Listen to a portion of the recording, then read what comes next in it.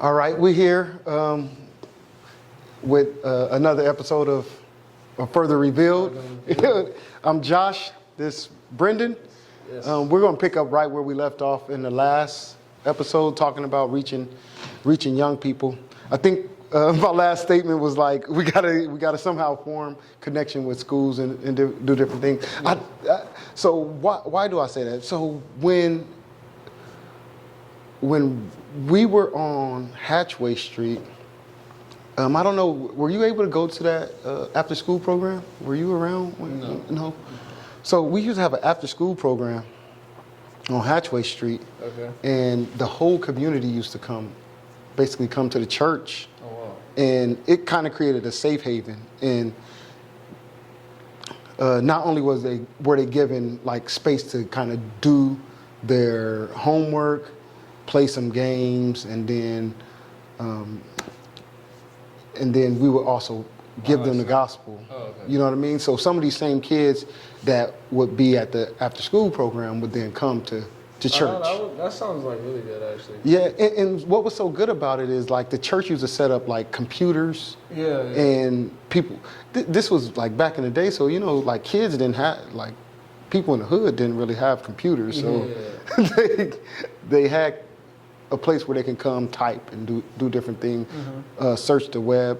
But that's something that we have to get back to, where we're serving the community in a way that enables us to reach a generation of people who are getting raised in a world that it really doesn't have Christ, doesn't have a teaching of Christ. Really, religion is really on the back burner, right? So we live in a secularized world now. Mm-hmm. So we need to get more kids in. But how do we do that? We do that by opening our doors more with different services. Sounds really good. 'Cause I feel like if I was a kid and like, you know, my middle school, elementary school is right around the corner. Yeah. And I knew I could come here. I could, you know, do my homework, and then boom, the gospel was like right there. Yeah. That'd be it. Yeah, and we can't underestimate like we used to have prayer and stuff like that. You don't underestimate what God is doing in those people's lives. You know what I mean? So you're just praying. You're introducing them to prayer. You're introducing them to God. Mm-hmm. They don't even know what a Bible is. You're introducing them to a Bible. Mm-hmm. So it's a big undertaking, you know. But what it took was a lot of sacrifice. You had men of God and women of God who were coming in from their job and coming to the church in order to set it up and get that done. You know what I mean? So how would that look today? I don't know if how would that look today? Yeah. I feel like that's kind of big. Right. Yeah. So that kind of thinking, and I'm always like, okay, God, you worked like that in the past. Doesn't mean that you can't work like that now, right? But how does that look? Does that look the same? How does opening our doors to the community look today? I feel like it can't be. It can't be the same. Right. Because I mean, you invite the people now. Everybody got computers and they have, but it has to be some way that we can make a difference in this community. Can't be the same, but you know what's going to have to be the same is that same type of sacrifice, right? Yeah. I think we talked about this on another podcast, is the struggle of working and then sacrificing time to do things like this. You know what I mean? Mm-hmm. That's the hard part. You rely on people. You have to rely on people in their love for God to say, okay, I'm gonna be down here at the church doing this. So we pray to that end. You know what I mean? One group of people can't do it all. We have to have multiple people working across the board to build God's glory. You know what I mean? Mm-hmm. That sounds good. I like that thought. Yeah, I'm sure. Yeah, a lot. That would take a lot. It would. It would take a lot, but that sounds great. So and we're wrapping up. Yeah. I think that's for we can leave that for a later thought. You know what I mean? Maybe people watching this this podcast can chime in. Maybe leave a comment. Let us know how we can how we can open up the doors to the church a little bit. Yes. For the community. And yeah, you guys have a good one. No, we're not wrapping up this episode. Oh, wait, I thought That was just that thought. We just picked it up where we left off at. No, stay there. Stay there. It's not Stay right there. It's not done. Yeah, stay right there. Don't even think about it. All right. All right. So what's the transition? What do we after you mess up like that, man? I don't know what we're going to transition to. No, I thought we were going to talk about a little bit about David and Goliath. Okay. That was. So we're still in 1 Samuel. 1 Samuel. It's been going really smooth. We're way past Hophni and Phineas. Is that the last time we talked about it? Probably. Who was Hophni and Phineas? Man, Really? we done missed a few chapters. And now we're on David, and we're past the intro of David. But so we're on chapter 17. We are on chapter 17. That's kind of like the chapter, I guess. That's the chapter of chapters, right? Everybody knows the story of David and Goliath. So we're on week 3 for this teaching through this. And this is the last one. This is going to be the last one. No. This is going to be the last one. Because you are preaching. No, this is going to be the last one. So, I will let you behind the veil. You know what I mean? Okay. I will let you behind the veil. So, why it could be a 4-parter, but it's not going to be a 4-parter is because one of the tools that I'm using to study has it broken up in 4 parts. And so I just broke mine up according to my study pattern. Okay. Yeah. So it could have been 4 parts, but I'm also just I'm just going to do it in 3. Yeah. So I'm going to combine these next 2 parts. So the way it's broken up, though, I'm sure the first one was the first part, though. Second one was the second part. And so part 3 and 4. You're going to do 2 and 1. Yeah, so part 3 and 4 is just going to be 1. No, we're not going to be there for it. No. It's going to be. It's going to be one sermon instead of 2 more. Kind of because, what I do, 16, 17. Yeah, okay. So I did 16. That took 2 weeks, and then I took doing 17. That's at 3 weeks. So it could be if I was gonna do it like. Oh, you did 16 the first? Yeah, I did 16. The beginning of 7. No, I did 16. I did 2 weeks of 16, and then I did 17, which is gonna be 3 weeks. So I try to do at the max 5. At the max 5 weeks, only because one. We have other elders, and 2, I have my family, so it's very taxing on my family when I have to speak. So I try to be cognizant. So 4 weeks is good. 5 weeks is the max, so that I can get back to a time where I'm able to relax and be with my sons and my wife, and then. After a couple more weeks, then I'm back on for 5 weeks, and then so that schedule works out for us a little bit. We built our life with that. So. I mean, David and Goliath has been good because I've seen a lot more like than the basic, I guess, just. He's the underdog, and he ends up winning. Yeah. A lot more perspective, and then you said, I never thought of it as like he wasn't even supposed to be the one to go up. It was supposed to be like Saul, because Saul was like the man. If anybody was supposed to go up, it was supposed to be him. Yeah, like Goliath is tall. Yeah. He's big. We read that Saul is the tallest. Yeah. So if anybody was supposed to match him pound for pound or whatever, it should have been Saul. But Saul decided not to fight. But what I really enjoyed was the taking the perspective of David, and not just falling to the easy interpretation about, like God wants you to be victorious and taking the underdog and stuff like that, like you just said. I don't want to just take that. That's easy and truthfully, I don't know how.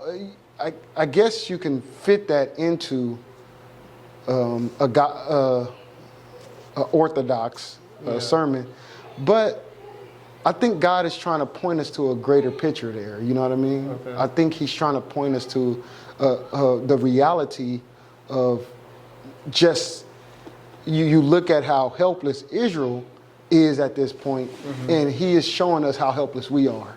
Yeah. That we have nothing inside of ourselves to conquer. If that sin is like Goliath, or if it is death breathing down our backs or whatever, or insulting us, we have no power to fight against that, and we need someone else to fight. And that's what to bring that kind of picture out in the David and Goliath story. I think it adds to a realization of who we are. So many times we read the story and we want to be David, and that's just not true. So many times when we read the story, we're more like Israel. We're more like the army. We're shrinking away from the big obstacles in our lives. We're not. We need somebody to intervene on our behalf. Yeah, I also saw that it wasn't even like that, like Goliath was there, but also like he also had to like run back and forth and tend to the sheep, and then also what you said about Eliab, is that how you say his name? Eliab, yeah, and how like he also like said something. Oh, to David, yeah, you're trying to discourage. It's like, it's like funny, like in life, like certain like stuff like that will happen, and that stuff is actually kind of big. Like that's kind of like a big thing. Like if someone's like talking down on you, that can really that can't be looked over. Like that's a big like discouragement that David was just like he just kind of like shunned it off. Yeah, so that's like something that a lot of people get caught up on, like when certain stuff like that happens. How he said what he said. Yeah, so his own brother, you know what I mean? Exactly, yeah. If you look for anybody to support you, it should be like, oh, my brother got my back, you know what I mean? It's like his older brother. His older brother was just like, nah, man, I know the evil of your heart. Yeah. You know what I mean? I know what you're down here for. Kind of insulted him about like where those sheep at that you're supposed to be keeping. Yeah. So that was a sad thing, but we pointed that to this how Christ was too. You know what I mean? Christ came to his own family, and his people was just like, hey, ain't this the carpenter's son? Yeah. Like his mom lived over there with his brothers and sisters. Like, so Jesus had to make that statement, like, talk about how a prophet is not without respect except amongst his own family and amongst his own kin. You know what I mean? And that's what we see with David. Yeah.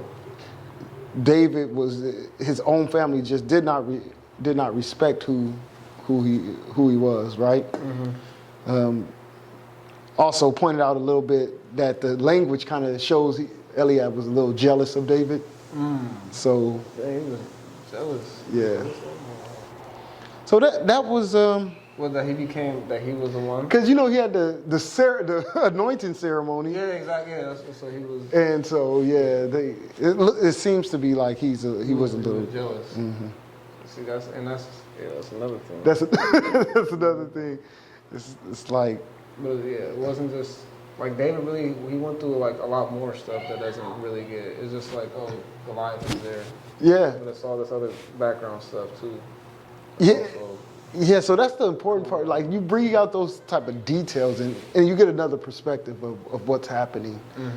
We don't do the story of David and Goliath justice when we just kind of say, oh, there was a giant and David defeated him with a stone. You know what I mean? it's a lot of other stuff going on in there. You know what I mean? And then also about Goliath, like all this stuff, like he was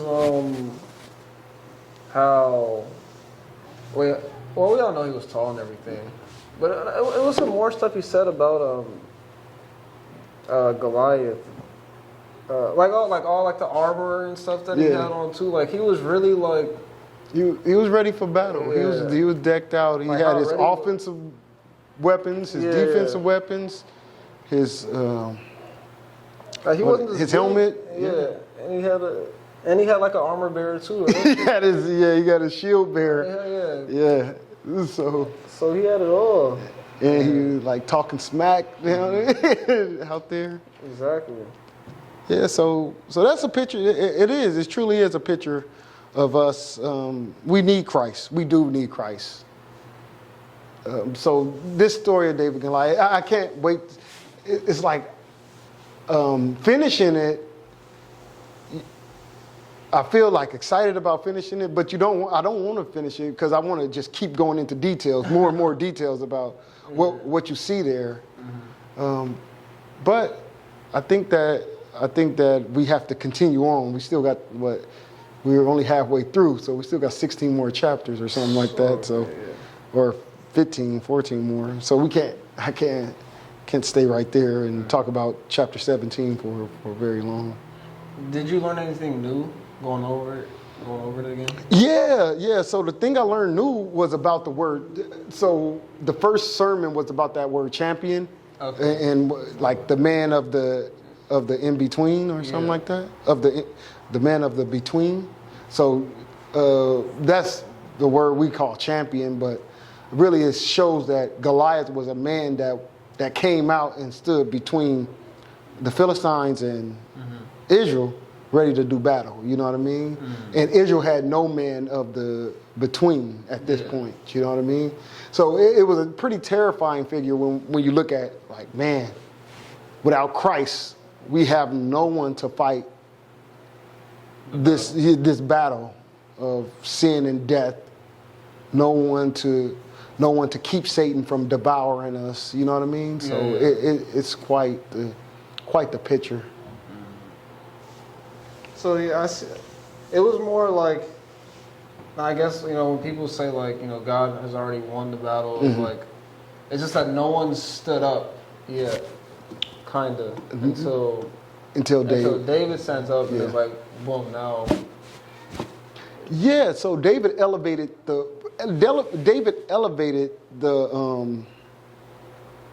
kind of the sense of battle, right?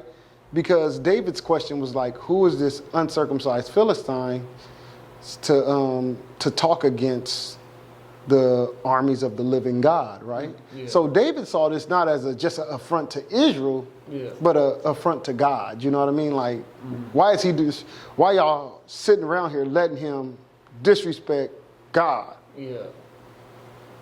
So he took it to that next level. You know what I mean? And nobody else saw it like that. So. And this is like the same thing with Jonathan. Right. So Jonathan, when he went to go fight the Philistines, he went by himself, right? Him and his armor bearer or whatever, and his servant went and fought there. So it's spiritual. Yeah. So it is an amazing thing what God can do with the little faith, which kind of what we were talking about earlier. God can do a lot of things if we have faith in Him to actually put forth the effort, then God could do it. And after this is not much for First Samuel after this, right? No, it's a lot more stuff that's going to go on, man. You're going to see Saul descent into his his fits of rage. We're going to get more of those. David on the run from Saul. You get the killing of the priest of God by Doeg. Saul orders Doeg to kill the priest of God. So it's a lot more to happen, and then Saul passes away himself. So it's going to be. This is a book for real. Yeah, it's quite the journey. Quite the journey. And I'm sure you're enjoying it so far. Yeah, yeah. I enjoy it because, you know, just reading through the Bible is one thing, but I like taking it slow and starting to really kind of go verse by verse or really get into the details. You start to see the story with a new color. Yeah. So that's what I've been enjoying the most. Would you say like the world has it totally wrong, this story? The world? Yeah, I think we made mention of that in the first one. I said, like, it is probably one of the most popular Bible stories ever. It permeates everything. Yeah, it does. Yeah. Like sports. I'm sure I heard it the other day. Like, Like it's in sports. It's in like pop culture. It's everywhere. Yeah. Do they have it wrong? They don't have the outcome wrong because it is the little man who beats the big, the big giant. Yeah. But they have the story wrong in that they don't see the significance of the story. Okay. They don't make a spiritual connection there in the text. So all they see. I don't see why. Maybe. Yeah. And that will conclude our podcast today. Stay tuned. We got more coming to you like right away. And that's it. Anything you got to say, Joe? Nah, that's good. Thank you guys for watching. We'll see you on the next podcast.